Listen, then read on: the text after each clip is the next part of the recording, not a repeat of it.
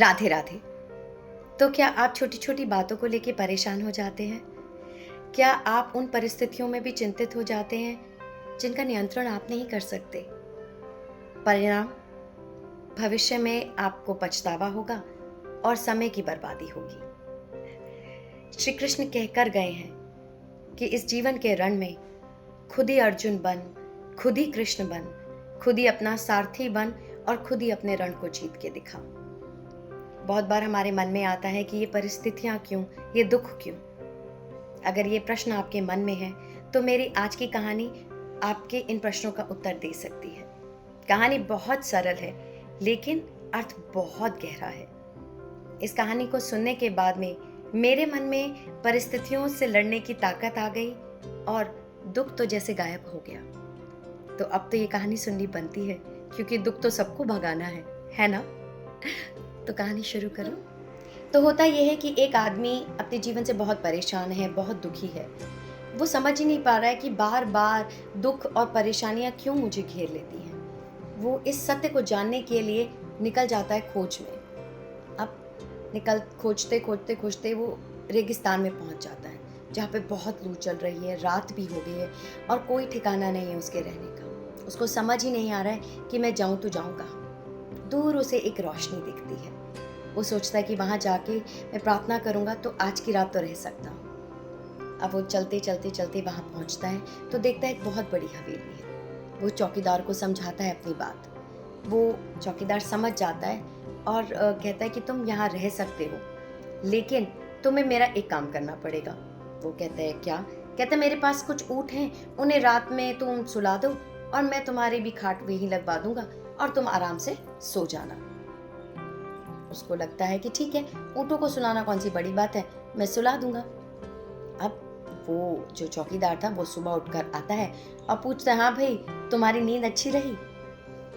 वो बंदा गुस्से में उस चौकीदार को बोलता है, कहते तुम्हें नहीं सुलाना था तो कह देते, पूरी रात मेरी खराब कर दी। कहते हुआ तो हुआ क्या? कहते तुम्हारे ऊँट थे, मैं पहले ऊँट को सुलाता तो चौथा ऊँट खड़ा हो जाता, चौथे को बिठाता तो दूसरा खड़ा हो जाता, जब सारे ऊँटों को सुला देता तो पहला ऊँट फिर खड़ा होके बैठ जाता।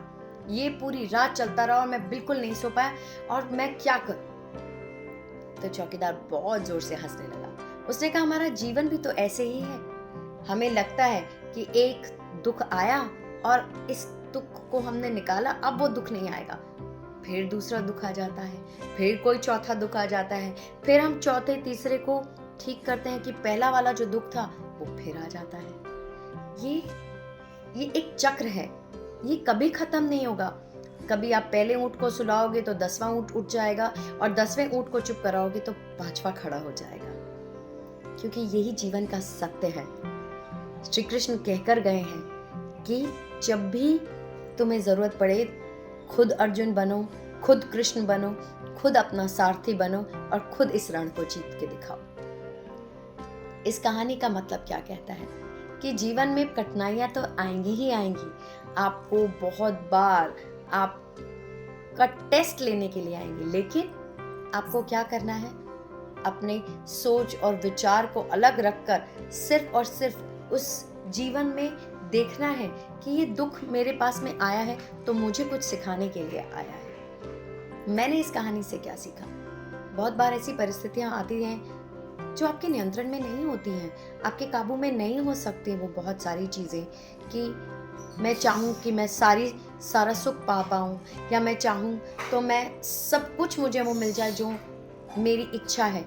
ऐसा कभी हो नहीं सकता। तो क्या करना चाहिए? आप हर बार दुख के भरोसे तो नहीं जी सकते कि दुख भरा जीवन है हमें वैसे ही जीना है। नहीं, सिर्फ और सिर्फ उसे देखना है, परखना है और निकल जाना है। उसको जीते नहीं रहना है दुख, क्योंकि एक दुख आएगा वो चला जाएगा, फिर चौथा आएगा, फिर 8वां आएगा और फिर पहला आ जाएगा। ये दुख की कहानी तो कभी खत्म नहीं होंगी। परिस्थितियां कभी खत्म नहीं हो सकती हमारे जीवन काल में। सिर्फ हमें उनसे डील कैसे करना है वो हमें आना चाहिए, है ना?